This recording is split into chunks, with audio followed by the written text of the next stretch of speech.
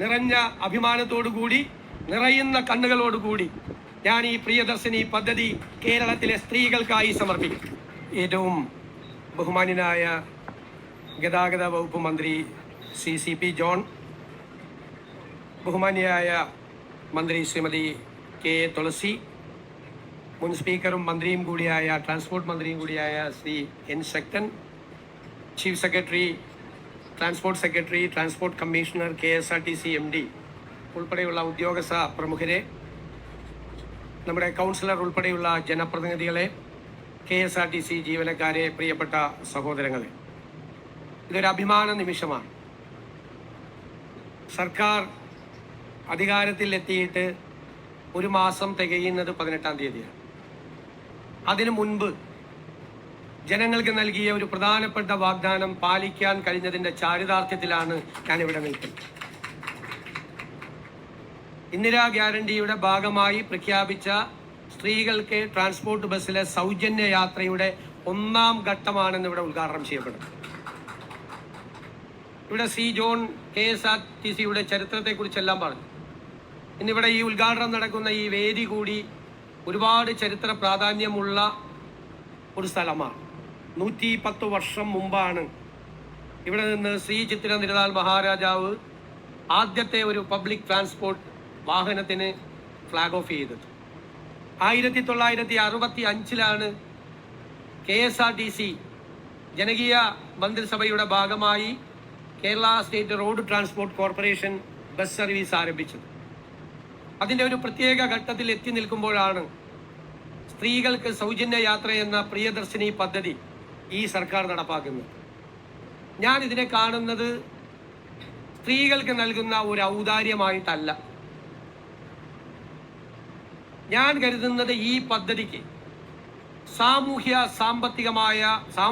സാമ്പത്തികവുമായ പ്രതിഫലനങ്ങൾ നമ്മുടെ സമൂഹത്തിൽ ഉണ്ടാകുന്ന സോഷ്യോ ഇക്കണോമിക് ഇമ്പാക്ട്. സാമൂഹ്യമായ പ്രതിഫലനം എന്ന് പറയുന്നത് സ്ത്രീകൾക്ക് അഭിമാനത്തോടു കൂടി സർക്കാരിൻ്റെ ഒരു വണ്ടിയിൽ യാത്ര ചെയ്യാൻ കഴിയുക. അത് സൗജന്യമല്ല. ഞങ്ങളുടെ സർക്കാർ, ഞങ്ങളുടെ വാഹനം, ഞങ്ങൾ ഇതിലൂടെ യാത്ര ചെയ്യുന്നു. എത്രയോ സാധാരണക്കാരായ സ്ത്രീകളാണ് KSRTCയിൽ യാത്ര ചെയ്യുന്നത്. വലിയ അലൂമിനിയം പാത്രവുമായി മത്സ്യ വിപണനത്തിന് പോകുന്ന മത്സ്യത്തൊഴിലാളി സ്ത്രീകൾ നഗരങ്ങളുടെ അപ്പുറത്ത് നിന്ന് ഈ നഗരത്തിലേക്ക് ഹോം മെയ്ഡായി ഫ്ലാറ്റുകളിലും വില്ലകളിലും 3-4 ഫ്ലാറ്റുകളിൽ പോയി ജോലി ചെയ്യുന്ന പാവപ്പെട്ട സ്ത്രീകൾ, കഠിനാധ്വാനം ചെയ്ത് രാവിലെ എത്തി സന്ധ്യ എങ്ങുമ്പോൾ തിരിച്ച് വീട്ടിലേക്ക് മടങ്ങുന്ന പാവപ്പെട്ട സ്ത്രീകൾ, വിദ്യാർത്ഥിനികൾ, ജീവനക്കാർ, പല തട്ടിലുള്ള സ്ത്രീകൾ, സാധാരണക്കാരായ സ്ത്രീകൾ, ആശുപത്രികളിലേക്ക് വരുന്നവർ, ബാങ്കുകളിൽ പോകാൻ വരുന്നവർ, സർക്കാർ ഓഫീസിൽ പോകാൻ വരുന്നവർ, എത്രയോ പേരാണ്. തൊഴിലെടുത്ത് ജീവിക്കുന്ന എത്രയോ പാവം സ്ത്രീകളാണ്. പലരും എന്നോട് പറഞ്ഞു, കണക്ക് കൂട്ടി പറഞ്ഞു, സാർ ഇത്രയും രൂപ ഞങ്ങൾക്ക് മാറ്റിവെക്കാൻ കഴിയും.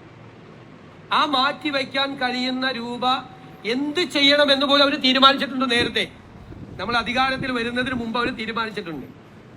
ഈ പദ്ധതി നടപ്പിലാക്കിയാൽ ഒരു ദിവസം എത്ര രൂപ സേവ് ചെയ്യാൻ പറ്റും, ഒരു മാസം എത്ര രൂപ സേവ് ചെയ്യാൻ പറ്റും, ആ പണം എന്ത് ചെയ്യണം.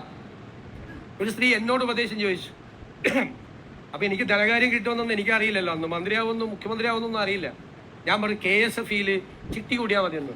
ഇപ്പം എനിക്ക് തോന്നി നല്ല ഉപദേശമായിരുന്നു. ഇപ്പോൾ KSFE എൻ്റെ വകുപ്പിൻ്റെ ഭാഗമാണ്. ഞാൻ പറഞ്ഞു അപ്പോൾ ഒരു സേവിങ്സ് അവർക്ക് എന്തെങ്കിലും കാര്യത്തിന്, ഒരു വീട് വയ്ക്കാൻ അല്ലെങ്കിൽ ഒരു മകളുടെ വിവാഹത്തിന് ഈ തുക മാറ്റിവെക്കാം. പിന്നെ ചെലവഴിക്കപ്പെടുമല്ലോ ഈ തുക. അപ്പോൾ സർക്കാർ 800 കോടിയോളം രൂപയാണ് മുടക്കുന്നത്. 800 കോടിയാണ് ഒരു വർഷം സർക്കാർ ഈ പദ്ധതിക്ക് വേണ്ടി മുടക്കുന്നത്. 800 കോടി രൂപ KSRTCക്ക് കൊടുക്കുകയാണ്. അല്ലാതെ KSRTCയെ സാമ്പത്തിക പ്രതിസന്ധിയിലാക്കി നിങ്ങൾ കൊടുത്തോ എന്നല്ല പറയുന്നത്. പക്ഷേ എനിക്ക് ഗതാഗത മന്ത്രിയെക്കുറിച്ച് ഒരു ആത്മവിശ്വാസമുണ്ട്, അവരുടെ ടീമിനെ കുറിച്ച്. കുറച്ച് നാൾ കഴിയുമ്പോൾ ഈ പൈസ ഒന്നും വേണ്ടെന്ന് ഗവൺമെന്റിനോട് പറയും, ധനകാര്യ വകുപ്പിനോട്. അവരുടെ ആ ടീം അത് നന്നായി ചെയ്യുമെന്നാണ് എൻ്റെ വിശ്വാസം. KSRTCയുടെ വരുമാനം അവർ വർദ്ധിപ്പിക്കും, ഒരു സംശയം വേണ്ട.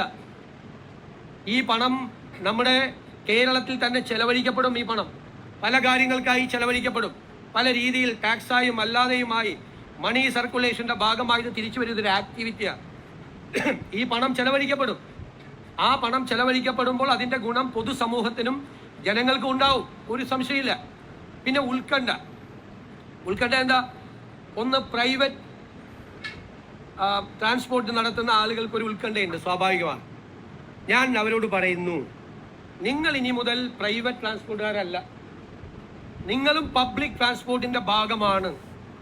കാരണം ട്രാൻസ്പോർട്ട് ബസ്സില്ലാത്ത സ്ഥലങ്ങളിൽ ഈ പാവപ്പെട്ടവരെ കൊണ്ടുപോകുന്നത് സ്വകാര്യ ബസ്സുകളാണ്. പണ്ടൊക്കെ വലിയ മുതലാളിമാരാണ് എന്ന് നമ്മൾ പറയും, ബസ് മുതലാളി. ഇപ്പൊ ഇല്ല. ഇപ്പൊ ബസ് മുതലാളിയായിട്ട് വീട്ടിലിരുന്ന ബസ് വേറെ വഴിക്ക് പോകും. ഒന്നുകിൽ കണ്ടക്ടറായിട്ട്, അല്ലെങ്കിൽ ചെക്കറായിട്ട്, അല്ലെങ്കിൽ ക്ലീനറായിട്ട് വണ്ടി കയറണം മുതലാളി കൂടി. ആ ഒരു കാലമാണ്. ട്രാൻസ്പോർട്ട് ബിസിനസ് നല്ല ക്രൈസിസിലാണ്. ഈ ഗവൺമെന്റ് അതിനെക്കുറിച്ച് നന്നായി പഠിച്ചിട്ടുണ്ട്. അവർക്ക് കയറി വരാൻ വേണ്ടിയിട്ടുള്ള അന്തരീക്ഷം കൂടി ഈ സർക്കാർ ഉണ്ടാക്കുമെന്ന് ഞാൻ അവർക്ക് വാക്ക് നൽകുന്നു. കേരളത്തിലെ പബ്ലിക് ട്രാൻസ്പോർട്ടേഷൻ സംവിധാനം മികച്ചതാക്കണം എന്നതാണ് ഈ സർക്കാരിന്റെ സ്വപ്നം. പ്രത്യേകിച്ച് അർബൻ പ്ലാനിങ്ങിന്റെ ഭാഗമായി നഗരങ്ങളിൽ, ഇപ്പൊ കൊച്ചിയിലെക്കാരനാണ് ഞാൻ. കൊച്ചിയിലെ ഹൈക്കോടതിയിൽ ഒരു 2000 വക്കീലന്മാർ വരുന്നുണ്ട്. 2000 കാറുമായിട്ടാണ് ഇവർ വരുന്നത്. അതിന്റെ ആവശ്യമില്ല. പബ്ലിക് ട്രാൻസ്പോർട്ടേഷൻ മികച്ചതാണെങ്കിൽ വക്കീലിന് വീടിന്റെ പുറത്തേക്ക് ഇറങ്ങി നിന്നാൽ, ഡോക്ടർക്ക്, എഞ്ചിനീയർക്ക്, ജീവനക്കാർക്ക് വീടിന്റെ പുറത്തേക്ക് ഇറങ്ങി നിന്നാൽ ഏത് ഡെസ്റ്റിനേഷനിലും പോകുന്ന ഒരു പൊതു ഗതാഗത സംവിധാനം ഉണ്ടെങ്കിൽ അവർ ഈ വണ്ടി എടുക്കില്ല. അപ്പൊ അവർക്ക് ആ വണ്ടിയിൽ കയറി വരാം. അപ്പൊ നമ്മുടെ ഈ നഗരങ്ങളിലെ വാഹനങ്ങളുടെ സാന്ദ്രത കുറയ്ക്കാം. അതിനു വേണ്ടിയിട്ടുള്ള ഒരു അർബൻ പ്ലാനിങ്ങും പബ്ലിക് ട്രാൻസ്പോർട്ടേഷൻ സിസ്റ്റത്തെക്കുറിച്ചും ഈ ഗവൺമെന്റ് ഗൗരവതരമായി ആലോചിക്കുന്നുണ്ട്. അത് സ്വകാര്യ മേഖല കൂടി അതിന്റെ പങ്കാളികളാവും. ആ സ്വകാര്യ മേഖലയ്ക്ക് എന്തെങ്കിലും ഒരു നഷ്ടം ഈ ഒരു പദ്ധതി കൊണ്ട് ഉണ്ടായിട്ടുണ്ടെങ്കിൽ അതുകൂടി നികത്താനുള്ള നടപടി ഗവൺമെന്റ് സ്വീകരിക്കുമെന്ന് ഞാൻ ഉറപ്പ് നൽകുന്നു. ഒരു സെക്ടറും തളരാൻ പാടില്ല. ഒരു സെക്ടറും തളരുന്ന സെക്ടറിനെ താങ്ങി നിർത്തുകയാണ് ഗവൺമെന്റിന്റെ ജോലി. മൂന്നാമതൊരു കാര്യം അതെനിക്ക് ഇഷ്ടപ്പെട്ടു. നമ്മുടെ മെൻസ് അസോസിയേഷൻ അവർ ഭയങ്കരമായ പ്രതിഷേധമാണ്. സ്ത്രീകൾക്ക് മാത്രം സൗജന്യം കൊടുക്കാൻ പോകുന്നു എന്നുള്ള ഒരു പ്രതിഷേധമാണ്. അപ്പൊ അവർ വേറെ ബസ്സിലൊക്കെ യാത്ര ചെയ്യുന്നുണ്ട്. അതൊരു രസകരമായ ഒരു കാര്യം കൂടിയായിട്ടാണ് ഞാൻ കാണുന്നത്. അതിനോടൊന്നും നമുക്കൊരു വിരോധമില്ല. പക്ഷെ എല്ലാ പ്രശ്നം എന്താ?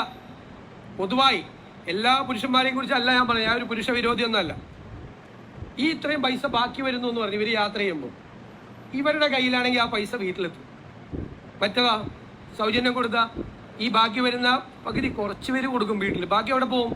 ഞാൻ പറയില്ല, ഗവൺമെന്റിന് കിട്ടും പൈസ, സർക്കാരിന് കുഴപ്പമൊന്നും ഉണ്ടാവില്ല, പോയില്ല. അപ്പൊ ഇവർക്കൊന്ന് കൊടുക്കട്ടെ. മാത്രമല്ല ഞാൻ പറയുന്നു, ഈ പദ്ധതി ഈ സംസ്ഥാനത്തെ സർക്കാരിന് കേരളത്തിലെ സ്ത്രീകളോടുള്ള ആദരവായി നിങ്ങൾ കാണും. ആദരവ. സ്ത്രീകളെ ബഹുമാനിക്കാൻ ഒരു സമൂഹം പഠിക്കണമെന്നുള്ളൊരു സന്ദേശം കൂടിയാണ്. ആദരവോടുകൂടി, ബഹുമാനത്തോടു കൂടി നമ്മുടെ അമ്മമാരെ, സഹോദരിമാരെ അവരെ കാണണം. ആ ആദരവാണ് ഈ സംസ്ഥാന സർക്കാർ അധികാരത്തിൽ വന്നതിന് ശേഷം പ്രഖ്യാപിച്ച് നടപ്പാക്കുന്ന ആദ്യത്തെ പദ്ധതി കേരളത്തിലെ സ്ത്രീകളോടുള്ള നമ്മുടെ എല്ലാവരുടെയും, കേരളത്തിലെ ജനങ്ങളുടെ ആദരവായി കണക്കാക്കണം എന്ന് ഞാൻ ആഗ്രഹിക്കുന്നു. ഒരു സന്തോഷം കൂടിയുണ്ട്. ആദ്യം ഈ ബസ് യാത്ര ചെയ്യുമ്പോൾ ഇതിലെ ഡ്രൈവറും കണ്ടക്ടറും വനിതകളാണ്. മാത്രമല്ല ഗതാഗത വകുപ്പിൽ ഒരു വനിതയാണ് സെക്രട്ടറി. ചുമതലയേറ്റ ഒരു വനിതാ സെക്രട്ടറി ആദ്യം ഉത്തരവിടുന്നത് ഇതാണ്. ഈ പരിപാടിയിൽ ഈ പദ്ധതി കൂടിയാണ്. മൊത്തം അങ്ങ് സ്ത്രീകൾ ടേക്ക് ഓവർ ചെയ്തേക്കുക.